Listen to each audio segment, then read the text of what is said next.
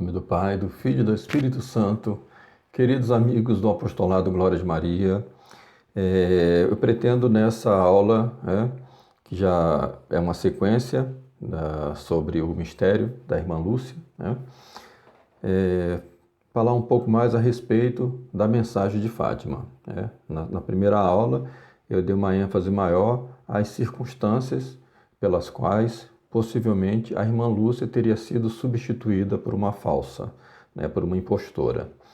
Na segunda aula, eu procurei dar uma evidência forense, porque em muitos aspectos os historiadores,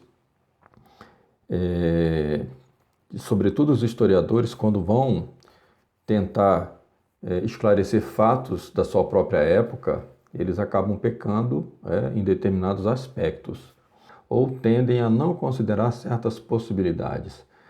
E no caso aqui, da fraude da irmã Lúcia, nós chegamos a um ponto em que não é simplesmente uma investigação para historiadores, e sim para peritos criminais, porque trata-se de um crime, de uma fraude. Bom, e nessa terceira parte dessa aula de hoje eu vou procurar demonstrar como é que a falsificação da mensagem de Fátima está relacionada à própria falsificação ou substituição da irmã Lúcia por uma impostora. E como a falsificação da mensagem de Fátima serviu de suporte e de base para a falsificação, que é o que é ainda muito mais grave, da própria doutrina da Igreja Católica, e substituindo a verdadeira doutrina da Igreja Católica por uma falsa doutrina, uma falsa vidente de Fátima, uma falsa mensagem de Fátima, uma falsa doutrina entrou na Igreja através do Concílio Vaticano II. Então vou procurar demonstrar os pontos de correlação que existem entre a irmã Lúcia falsa, a mensagem falsa e o Concílio Vaticano II.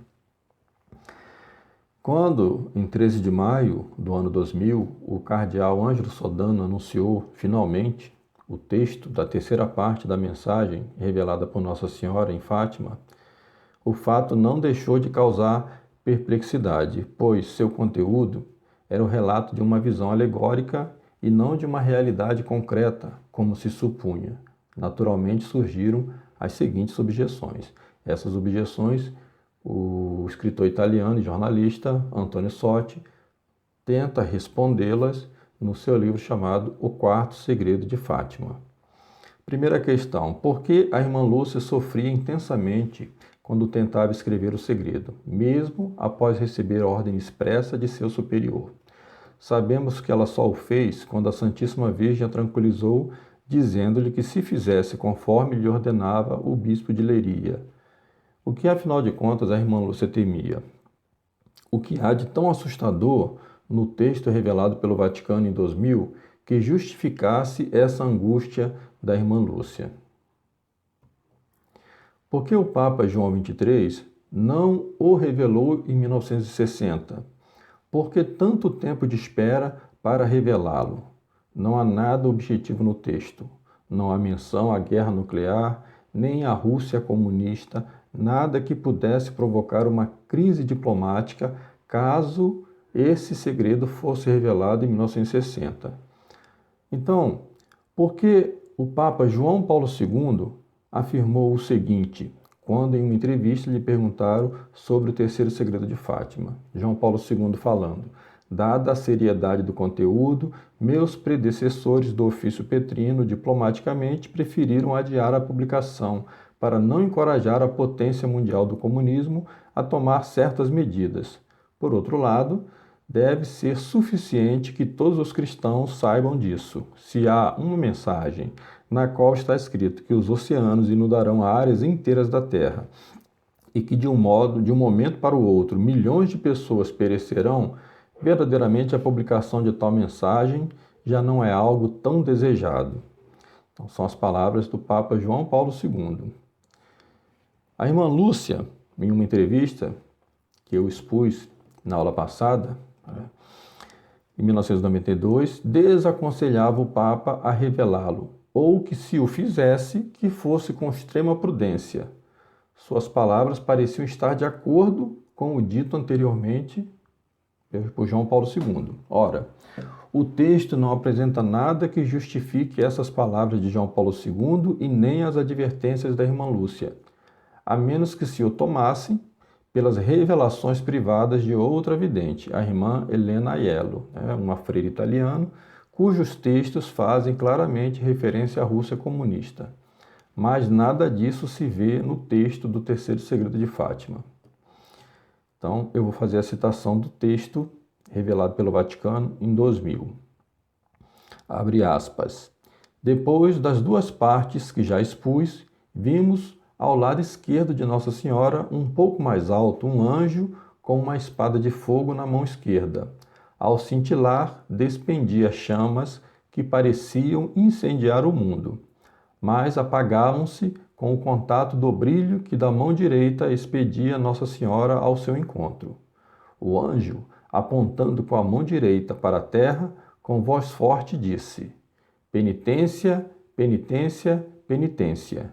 E vimos, numa luz imensa, que é Deus, algo semelhante a como se veem as pessoas no espelho quando lhe passam por diante. Um bispo vestido de branco. Tivemos o pressentimento que era o Santo Padre. Vários outros bispos, sacerdotes, religiosos e religiosas subir uma escabrosa montanha, no cimo do qual estava uma grande cruz de troncos toscos, como se fora de sobreiro com a casca. O Santo Padre, antes de chegar aí, atravessou uma grande cidade, meia em ruínas, e meio trêmulo, com andar vacilante, acabrunhado de dor e de pena, ia orando pelas almas dos cadáveres que encontrava pelo caminho. Chegado ao cimo do monte, prostrado de joelhos, aos pés da grande cruz, foi morto por um grupo de soldados que lhe dispararam vários tiros e setas, e assim mesmo foram morrendo uns tras os outros, os bispos, sacerdotes, religiosos e religiosas e várias pessoas seculares, cavalheiros e senhoras de várias classes e posições. Sob os dois braços da cruz estavam dois anjos, cada um com um regador de cristal na mão. Neles recolhiam o sangue dos mártires e com ele regavam as almas que se aproximavam de Deus. Fecha aspas, fim da mensagem.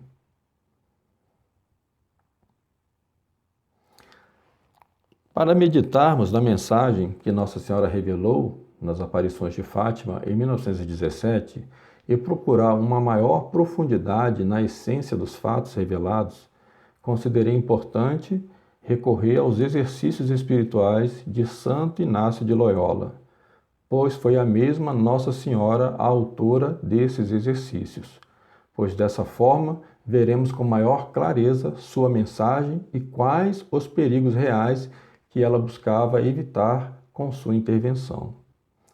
Na aparição do dia 13 de julho de 1917, Nossa Senhora fez com que as 3 crianças que ela escolhera vissem o inferno. Cito o texto escrito pela irmã Lúcia na quarta memória, de 8 de dezembro de 1941. Abre aspas. Bem, o segredo consta de 3 coisas distintas, 2 das quais vou revelar. A primeira, pois, foi a vista do inferno. Nossa Senhora mostrou-nos um grande mar de fogo, que parecia estar debaixo da terra. Mergulhados nesse fogo, os demônios e as almas, como se fossem brasas transparentes e negras, ou bronzeadas com forma humana, que flutuavam no incêndio, levadas pelas chamas que delas mesmas saíam, juntamente com nuvens de fumo, caindo para todos os lados, semelhante ao cair das fagulhas nos grandes incêndios, sem peso nem equilíbrio, entre gritos e gemidos de dor e desespero, que horrorizava e fazia estremecer de pavor. Os demônios distinguiam-se por formas horríveis e asquerosas de animais espantosos e desconhecidos, mas transparentes e negros. Esta vista foi um momento, e graças à nossa Mãe do Céu, se assim não fosse, creio que teríamos morrido de susto e pavor. Então, eis aí a descrição do inferno que os 3 pastorinhos viram. Essa é a primeira parte da mensagem. Então, vamos fixar nossa atenção nessa primeira parte da mensagem e recorrer aos exercícios espirituais de Santo Inácio de Loyola para que a gente perceba as semelhanças na descrição do inferno proposta pelo santo. A existência do inferno é um dogma de fé, expresso muitas vezes na Sagrada Escritura e admitido unanimemente pela tradição. Deus não é menos infinito em sua justiça que em sua misericórdia, em castigar que em premiar. Se o salmista exalta a misericórdia do Senhor sobre todos os seus benefícios, o apóstolo das gentes diz-nos que com Deus não se brinca e que é terrível cair nas mãos de Deus vivo. Em seguida, Santo Inácio nos propõe, pelos sentidos da imaginação, como pelos 5 sentidos padecem os condenados às penas do inferno.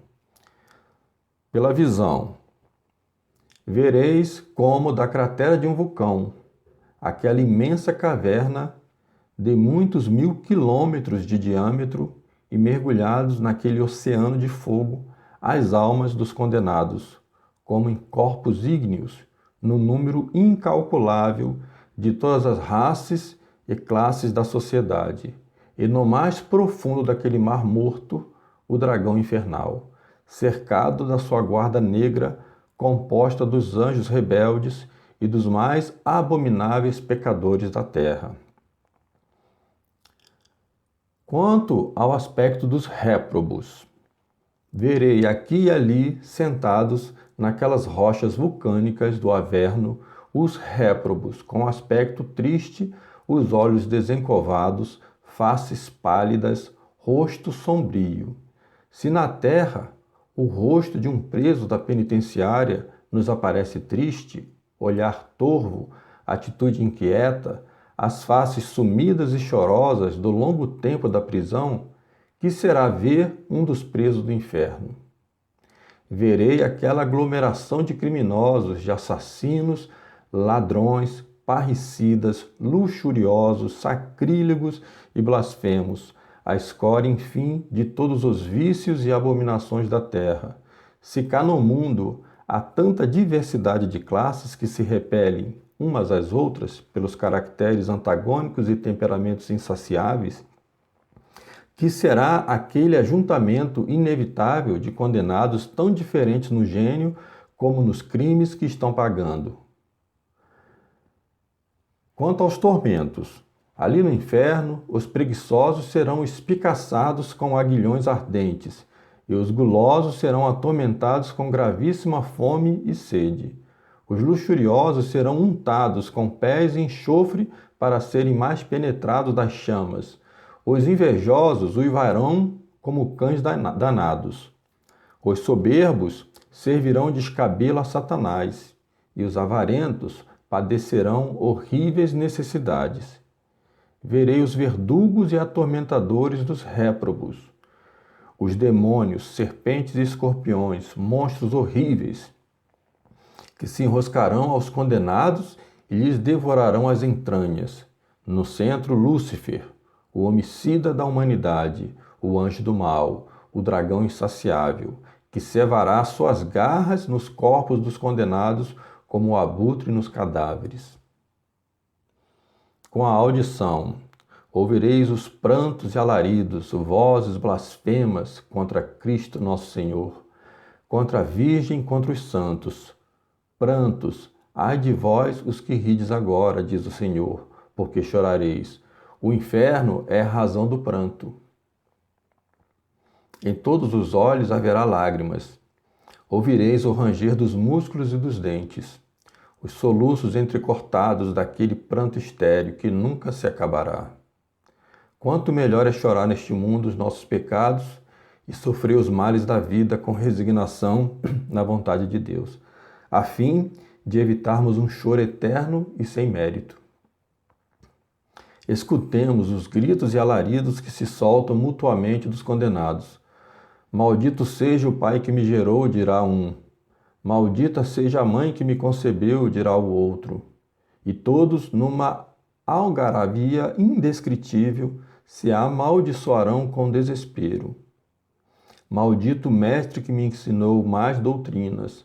Maldito livro que me corrompeu o coração. Malditas amizades que me trouxeram a este abismo. Maldito dia do meu nascimento, maldito dia da minha morte. E bradarão: montes, cai sobre nós, colinas, sepultai-nos. Os réprobos, diz o livro da sabedoria, se turbarão com temor horrível, e se admirarão da inesperada salvação dos justos, e dirão entre si: estes são aqueles que julgamos dignos de zombaria e impropérios. Nós fomos os insensatos, tivemos sua vida por loucura e a sua morte por humilhante, mas eles agora estão entre os filhos de Deus. Nós é que erramos o caminho da verdade, e a luz da justiça não nos alumiou. Entregamo-nos à iniquidade e perdemo-nos pelas sendas escabrosas do pecado, e desconhecemos o caminho da salvação. Que nos aproveitou a soberba, a jactância das riquezas? Tudo passou como sombra, como a nau que sulca as ondas sem deixar rastro de sua passagem, como a ave que fende os ares sem deixar sinal de sua carreira. Assim vivemos e morremos sem praticar a virtude, e nos consumimos em nossa maldade. Tais coisas dizem os pecadores no inferno. A blasfêmia é o pecado eterno do inferno.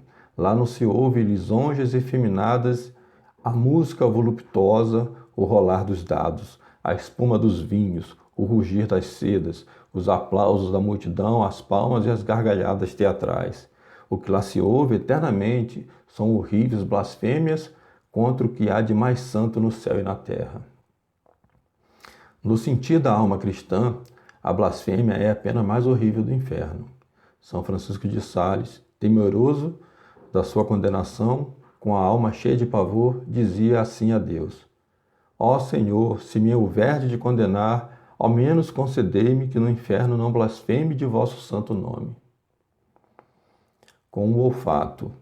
Sentirei pelo olfato fumo e enxofre, exalações de coisas imundas e pútridas. Esta pena do inferno a encarece repetidas vezes a Sagrada Escritura. Seu combustível, diz Isaías, é fogo e muita lenha. O sopro de Deus, como torrente de enxofre, o acende. E no Apocalipse diz São João: a herança dos covardes, incrédulos, sacrílegos, homicidas, mentirosos, idólatras, é o tanque ardente de fogo e fumo, que é a segunda morte. E ainda noutra parte do mesmo Apocalipse lemos: o anjo abriu o poço do abismo e subiu fumo, como o fumo de um enorme poço, e escureceu o sol e o ar com sua fumaça. Poço, forno, inferno, lago, são os nomes que a Escritura dá ao lugar dos condenados. E se cá na terra, em pleno campo, os soldados não podiam sofrer o cheiro que despendiam as chagas do corpo de Antíoco, se cá na terra, ao ar livre, não há quem aguente o cheiro dos cadáveres insepultos, como poderão os condenados sofrer o cheiro de tantos cadáveres inumados, mortos não só do corpo, mas na alma, com morte não só temporal, mas eterna? O paladar. A Sagrada Escritura diz que os réprobos serão atormentados por uma fome canina, que devorarão suas próprias carnes no auge do desespero, que pedirão ao céu uma gota de água, e não lhes será concedida, mas fel de dragões e veneno de áspides, que o seu cálice será fogo e enxofre e o sopro das tempestades. O salmista diz que as lágrimas que derramava dia e noite foram o pão com que se alimentava. Quanto mais numerosas e amargas devem ser as lágrimas dos condenados, que terá nelas o seu pão por toda a eternidade. A tristeza cá na terra torna amargos todos os divertimentos. Infeliz de mim, dirá Antíoco, na agonia do seu coração. Agora me lembro dos pecados cometidos em Jerusalém. Por isso vieram sobre mim tantos males, e aqui morro de tristeza em terra alheia. A tristeza é um sentimento do mal presente, e o condenado provará de um sorvo toda a amargura presente, eterna, irremediável da maldição divina, e o espírito da tristeza mirrará seus ossos. O coração do condenado será devorado pelo verme da consciência, que o estará continuamente mordendo com estes pensamentos. Perdeste-te porque quisestes. O Senhor chamou-te e recusastes ouvi-lo. Já mo tinha dito o meu confessor, com um pequeno sacrifício me tinha salvado. Aqui na terra, o pecador pode adormecer o verme do remorso, com se entregar aos divertimentos, ao desporto, à embriaguez, ao negócio, aos prazeres. No inferno não haverá lenitivo, nem bálsamo, nem narcótico, nem a mesma morte, mas o que haverá por toda a eternidade é o verme que não morre e o fogo que não se extingue. Com o tato, a veracidade do fogo do inferno.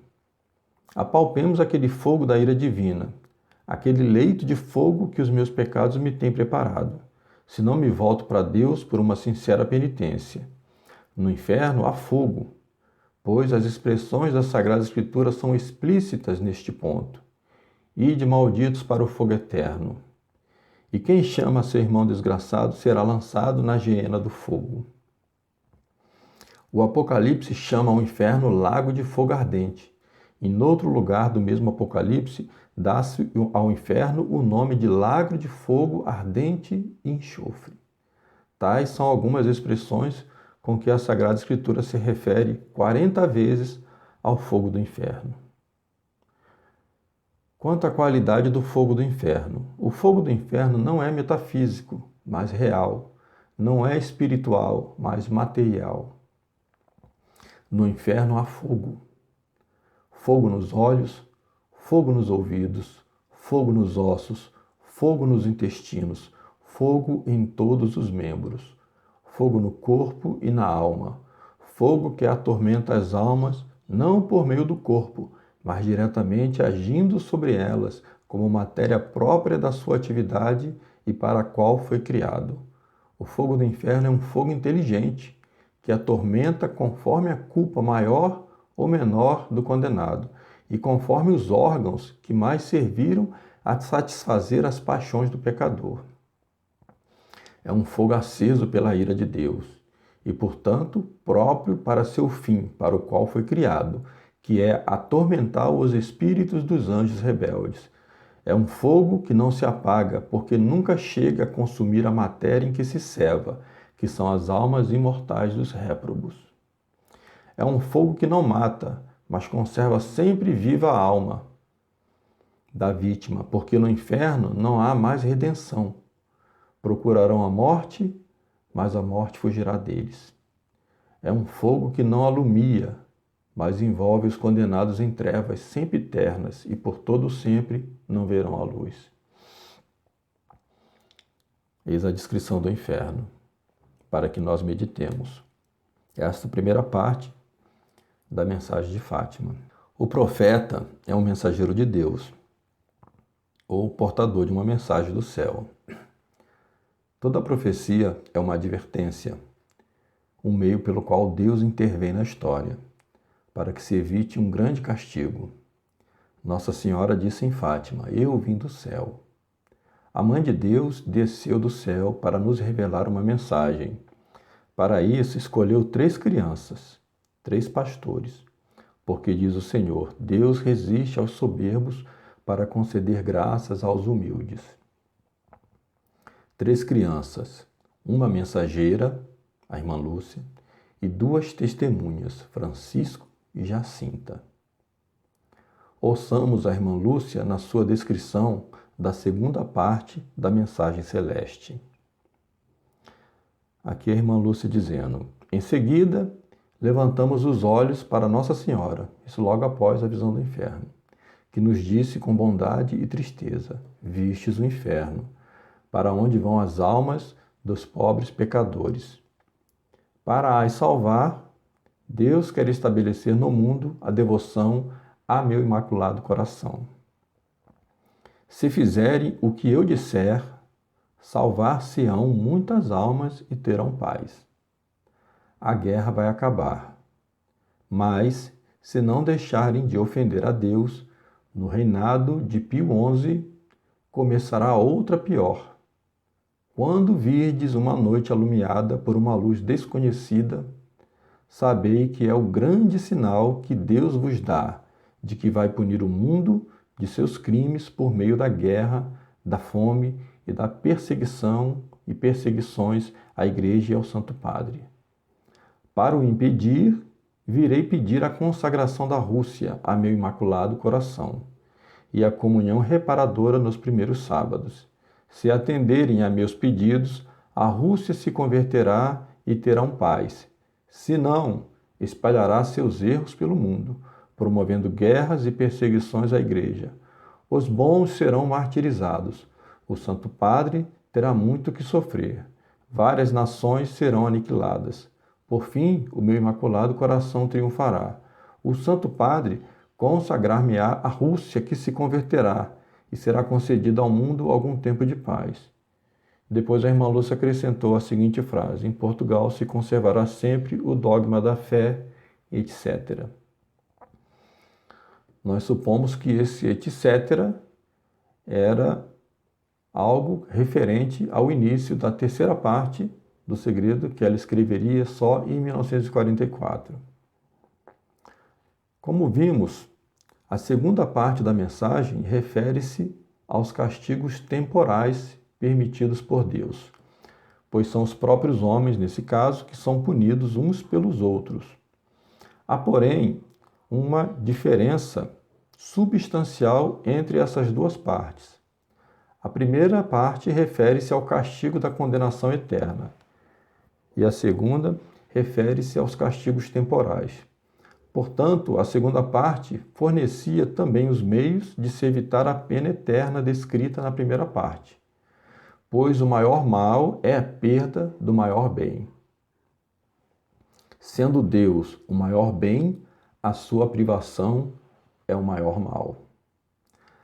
A terceira parte da mensagem, portanto, seria algo entre essas duas advertências, porém, mais especificamente dirigida à hierarquia da Igreja. Eram eles, os homens que naquele momento decisivo da história, deveriam então escolher entre dois caminhos que, no século XX, chegavam ao mais profundo de seu antagonismo: seguir a bandeira de Cristo ou seguir a bandeira de Lúcifer. Eis aí os dois caminhos a seguir. Como seria possível consagrar uma nação dominada por um regime ateísta se a própria hierarquia da Igreja estava disposta a fazer um concílio que aprovaria a liberdade religiosa? A raiz de todo pecado está na soberba. Avesso Dei convertere criaturi, dar as costas a Deus e converter-se à criatura. O próprio milagre do sol, manifestado em 13 de outubro de 1917, era a prova de que a mensagem era divina e nela havia uma figura da terceira parte do segredo. O sol é uma representação da Igreja, pois a Igreja é a luz do mundo. No milagre do sol, o sol rodopiou, significando uma desorientação da hierarquia da Igreja. E em seguida, o sol se precipitou em direção à terra. Isso era uma antecipação do que estava por acontecer. A Igreja iria se rebaixar ao mundo, descendo do firmamento em direção ao homem, tornando-se antropocêntrica, humanista, avessa a Deus. E ao fazer isso, seus hierarcas iriam adulterar com o mundo, seguindo-o nas três notas da divisa infernal: o amor às riquezas, o desejo de obter as honras vãs do mundo e a soberba sem limites. O liberalismo é a porta aberta para seguir essas três divisas. Através dele, os religiosos e sacerdotes passaram a rejeitar os conselhos evangélicos, que são as três divisas da bandeira de Cristo, e remédio contra esses males: o amor à pobreza, o amor à castidade e a obediência. Pelo conforto de uma vida impenitente, os hierarcas da igreja aproximaram-se demais das amizades perniciosas e da curiosidade desenfreada em ler qualquer coisa. Pelo desejo de serem amados pelo mundo, cultivarem em seus corações a amargura contra as verdades de fé que lhes fora confiada, e as quais deveriam proteger e transmitir fielmente. Logo, o desejo de inovação que lhes traria aquele tão desejado coro de aplausos mundanos os faria cansar-se da antiga doutrina para, em seu lugar, erguer uma nova. Impossível conciliar essas duas bandeiras. Nosso Senhor disse: não se pode servir a dois senhores. Infectados pelo germe do liberalismo da mentalidade humanista, os hierarcas da igreja já adulteravam em seus corações. Estavam na igreja de Cristo, mas marchavam sob o estandarte de Lúcifer. O profeta, como mensageiro de Deus, é, portanto, um acusador do pecado maior que só os sacerdotes de Deus podem cometer: a apostasia da fé. Somente a soberba sem limites é capaz de levar a esse pecado. E nesse pecado já estavam os novos teólogos, pois que em sua corrupção intelectual e moral intentavam construir uma nova religião, enquanto o mundo era destruído pela guerra. A terceira parte da mensagem era, portanto, um libelo acusatório, cujo conteúdo foi permitido por Nossa Senhora ser escrito pela vidente de Fátima, a portadora e transmissora da mensagem, a irmã Lúcia, somente em 1944 e com ordem expressa para ser dado ao conhecimento público em 1960. Portanto, havia algo no segredo que levava a irmã Lúcia a temer pela sua própria vida. Porque os maus lavradores costumam matar os mensageiros para que seus crimes contra os bens lhes confiados pelo Senhor do campo permaneçam ocultos. O cônego Galamba relatou que, ciente de que o bispo de Leiria, a quem era destinado o segredo, não desejava lê-lo, a irmã Lúcia fê-lo prometer que deveria abrir o envelope e lê-lo por altura de sua morte ou em 1960, o que sucedesse primeiro. Quando indagada em 1946 pelo cônego Bartas sobre o porquê da data de 1960, a irmã Lúcia respondeu: porque a Santíssima Virgem assim o quer, e mais tarde, como sabemos, acrescentaria: porque tudo então estará mais claro. Ora, sabemos que em janeiro de 1959, o Papa João XXIII anunciou ao mundo que haveria um grande concílio ecumênico. E quando no mesmo ano leu o conteúdo da terceira parte do segredo, decidiu arquivá-lo. Pelo que vimos nas aulas anteriores, podemos considerar como provável os seguintes fatos. Primeiro, em algum momento entre 1957 e 1960, a irmã Lúcia desapareceu. Segundo, o Papa João XXIII não foi o primeiro a ler o segredo. Era desejo expresso da irmã Lúcia que o segredo fosse lido pelo Papa Pio XII, mas quem cuidava das correspondências e das respostas oficiais da Santa Sé era o secretário de Estado, na época Giovanni Battista Montini, futuro Papa Paulo VI, cujo interesse pelo mistério de Fátima o levou a transladar a irmã Lúcia para o Carmelo de Coimbra. É altamente provável que ele conhecesse o segredo já antes de 1957, quando o envelope contendo a terceira parte do segredo chegou ao Vaticano. Portanto, podemos concluir que o desaparecimento da irmã Lúcia está relacionado com o conteúdo do segredo. De alguma forma, tanto a mensagem quanto a vidente tornaram-se uma pedra de tropeço para o bom êxito daquele concílio que deveria transformar definitivamente a Igreja Católica. Porém, uma mensagem como a das aparições de Fátima não poderia ser simplesmente suprimida. houve um grande milagre testemunhado por dezenas de milhares de pessoas que confirmavam o evento. Portanto, havia desde então um intenso clamor e interesse popular pela mensagem. No entanto, outro problema viria a tornar a supressão da mensagem mais difícil: a própria irmã Lúcia, especialmente a partir de 1944, quando ela escreveu a terceira parte do Segredo. Porque se ela morresse enquanto reinasse Pio XII, certamente a mensagem seria dada ao conhecimento público, e havia algo nela que não poderia ser revelado. Como já dissemos, a solução encontrada pelos inimigos de Deus, que de dentro da própria igreja já seguiam a bandeira de Lúcifer, foi suprimir a vidente e suplantá-la por uma impostora, mas que só deveria aparecer publicamente em 1967, tempo suficiente para o êxito de uma fraude tão perversa. Essa fraude não só ocultaria o segredo, mas permitiria alterar o seu sentido. Uma falsa vidente confirmaria uma falsa mensagem, que por sua vez confirmaria a nova religião estabelecida pelo concílio do Papa João XXIII. Portanto, uma falsa irmã Lúcia era algo extremamente conveniente para a consumação e êxito do próprio concílio.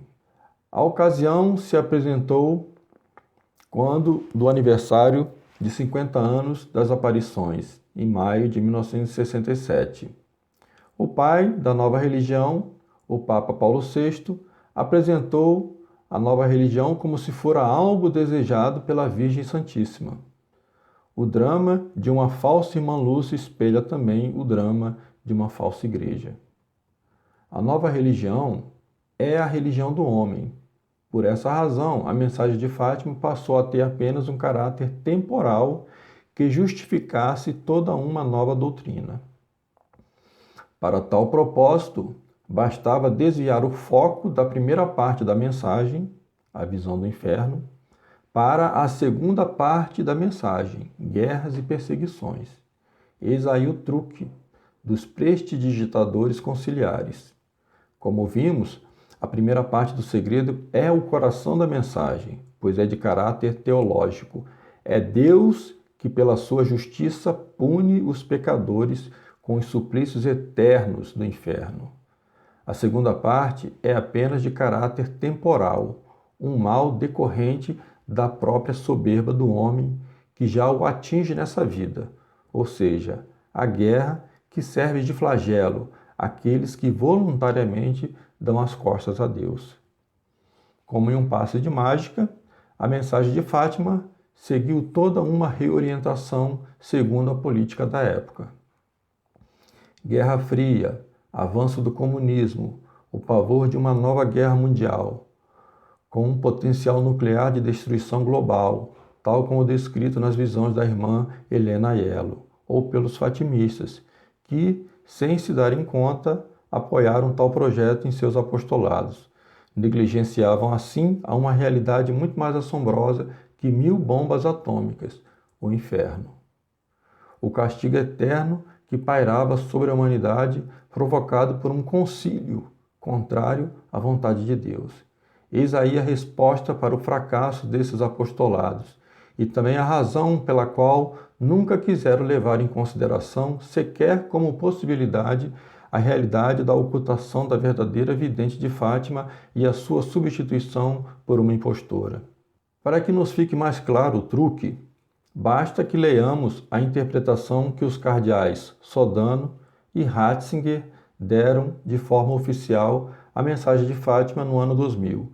E em seguida, leamos a encíclica Pati in Terris de João XXIII, pois nos demonstra a nova relação da Igreja com os erros. Lembremos-nos das palavras desse mesmo Papa na abertura do concílio. Aqui o Papa João XXIII falando. A Igreja sempre se opôs a estes erros, muitas vezes até os condenou, com maior severidade.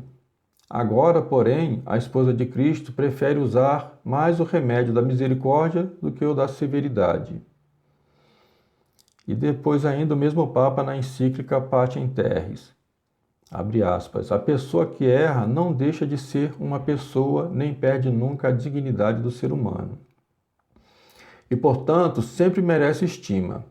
Ademais, nunca se extingue na pessoa humana a capacidade natural de abandonar o erro e abrir-se ao conhecimento da verdade. Fecha aspas. Como se pode afirmar tal coisa? Então o homem só depende de sua própria natureza para abandonar o erro? Nosso Senhor disse, sem mim nada podeis. O que pode o homem sem a graça? Dessa nova relação da igreja com os erros, não pode haver mais uma autoridade divina que condene os erros. A consequência lógica é que já não podemos mais saber e nem identificar com certeza nossos próprios erros. Antes do concílio, a condenação dos erros dependia da atividade sobrenatural do magistério da igreja, que, assistida pelo Espírito Santo, os condenava infalivelmente. Ora, as verdades de fé transcendem a razão humana, de forma que não existe uma capacidade natural para se abandonar os erros. Digamos, nessa doutrina de João 23 já está inclusa a doutrina da Nouvelle Teologie, do sobrenatural contido no natural e da graça devida à natureza. E assim veremos que todo o programa da nova religião já estava preparado. Se a irmã Lúcia, da entrevista de 1992, era a mesma vidente de Fátima, então o Papa João Paulo II concluiu a consagração da Rússia. Mas como pode um Papa liberal e ecumenista consagrar alguma coisa? É claro que a palavra consagração, nesse contexto, assume um novo significado, o de um apelo à paz e à liberdade. A tal consagração da Rússia teve seu resultado, a perestroika e a glasnost, que de fato pôs fim ao socialismo realmente existente, mas o fumo de Satanás penetrou no leste europeu com o liberalismo ocidental, levando consigo a indústria pornográfica e a perdição de centenas de jovens. Segundo o espírito da nova religião, Deus estaria banido dos desígnios da humanidade. O homem, como o único senhor de si e de todas as coisas, pelo pleno uso de sua liberdade, só prestaria contas no Tribunal Supremo da Humanidade.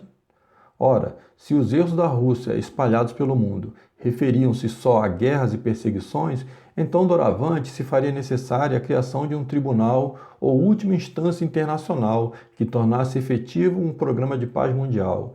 Esse projeto foi delineado em Nuremberg em 1946, quando se definiram os termos crimes contra a humanidade e crimes contra a paz. E em 1948, com a instituição da ONU e a Declaração dos Direitos do Homem e do Cidadão. Chegamos assim ao culto da liberdade e da paz mundial, a paz rainha e deusa, o sonho irenista de Erasmo de Roterdã. Para a Igreja Católica, caberia uma nova função: promover a paz mundial através dos princípios fundamentados na Carta da ONU. A nova lei suprema é a do homem, que já não pode aceitar nenhuma lei que não seja a sua própria. Doravante, os países expulsarão Deus e negar-se-lhe-ão os divinos direitos que ele, como Criador, tem sobre toda criatura. O Papa Paulo VI, o pai da nova religião do homem, que quer ser Deus, prestará culto à ONU e, ao depor a tiara papal, destronará Cristo de sua própria igreja. Os princípios fundamentais da nova religião serão compostos a partir da tríade maçônica: liberdade, igualdade e fraternidade. Sua função será servir ao poder globalista de uma nova ordem mundial e assegurar a liberdade religiosa como pedra angular desse novo projeto de paz, uma paz sem Cristo e sem a sua Santíssima Mãe, Nossa Senhora, a Rainha da Paz. A partir do Concílio Vaticano II, a mensagem de Fátima ganhou novo significado. O pecado já não é uma ofensa a Deus, mas à dignidade da pessoa humana, principalmente através da guerra provocada por regimes antidemocráticos. A grande ameaça à paz, que também já não é mais a tranquilidade na ordem, está na bipolarização política e econômica do mundo. O bem contra o mal representado pelo comunismo ou socialismo real, que suprime as liberdades, sobretudo a sacrossanta liberdade religiosa. E se lhe opondo a democracia liberal, promotora das liberdades, que moveram o mundo do obscurantismo medieval para a luz da modernidade. O fiel dessa balança deveria ser, portanto, o portador do branco da paz, o bispo vestido de branco. Aquele líder religioso cujos predecessores ensinavam que só havia uma religião verdadeira e um único sacrifício agradável a Deus. O Papa agora, porém, já não seria mais o vigário de Cristo na terra, mas apenas o embaixador da ONU. Pois, segundo os ditames da nova ordem mundial, toda guerra tem por causa a intolerância religiosa. A função do Papa seria buscar a unidade entre todas as religiões. Não por acaso, João Paulo II se apresentou como sucessor nem tanto de São Pedro, mas de Paulo VI, como ele mesmo disse. Esse Papa, amado pelos inimigos de Cristo, encerraria nele todo o mistério de Fátima. A mensagem era para ele e por ele. O estandarte da vitória da paz seria a consagração da Rússia em 1984, sem menção à Rússia. Para a nova religião, a conversão da Rússia seria plenamente efetivada com as reformas de Mikhail Gorbachev. A abertura política da ex-União Soviética seria a coroa da paz celebrada sobre os escombros do Muro de Berlim. Na cela da vidente impostora, há ainda um rosário feito com as pedras desse muro, presente do novo príncipe da paz. Em nome do Pai, do Filho e do Espírito Santo.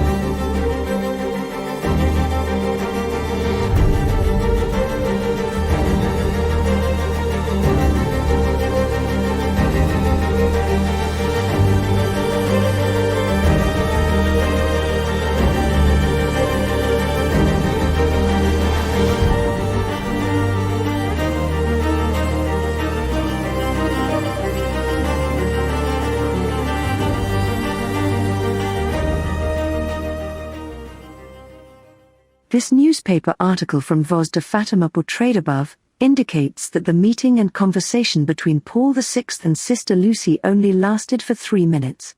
The first article portrayed, I discovered in the book by Father Luigi Villa entitled Paul VI Beatified.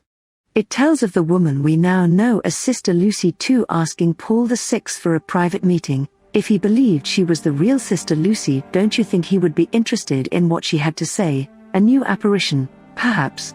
To this request the newspaper above cites him as responding, as you can see, this is not the moment, I have not gotten all the publicity yet that is my due. If you wish then to convey something to me, tell it to your bishop and he will convey it to me. Put great trust in your bishop. Be obedient to him.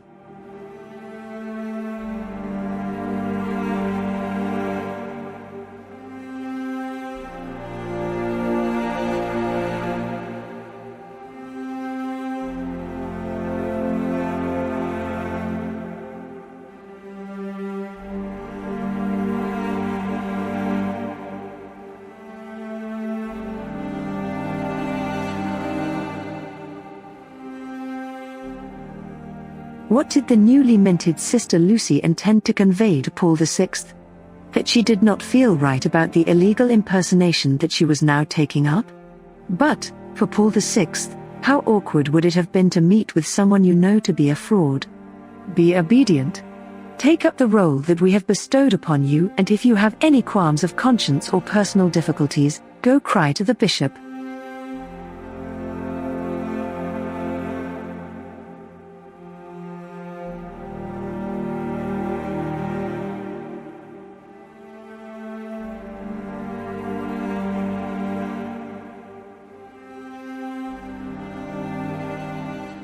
Another of the many strange things surrounding this 1967 meeting, amidst the general strangeness of the entire Sister Lucy dos Santos case, is the obviously faked pictures of her in Fatima, with Paul VI. Obviously they could not have been near each other for very long, since so many pictures have clearly been faked.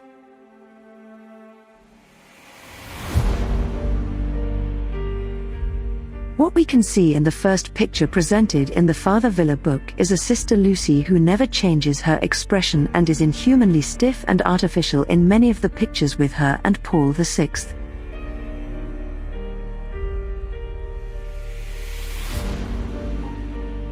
As she stays creepily still, with the exact same gaze and expression on her face.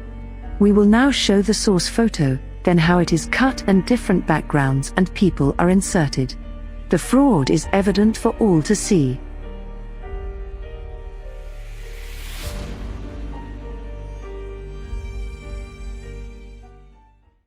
The source picture for all of these cut and paste jobs from Fatima is given below in two different versions of the exact same photo is portrayed below with no one in the background. Note of course that all of this deception was released within 1 month of the meeting between the two. Reality is stranger than fiction.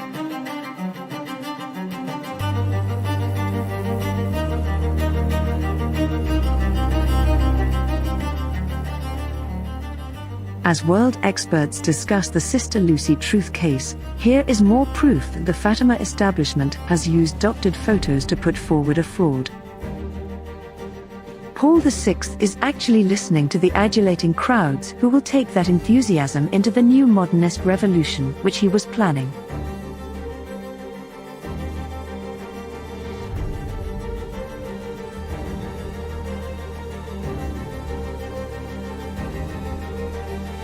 Suddenly, with this photo, Sister Lucy is no longer a prophet of doom but an enthusiastic participant in Montini's revolution. Without Photoshop. Just a little cut and paste.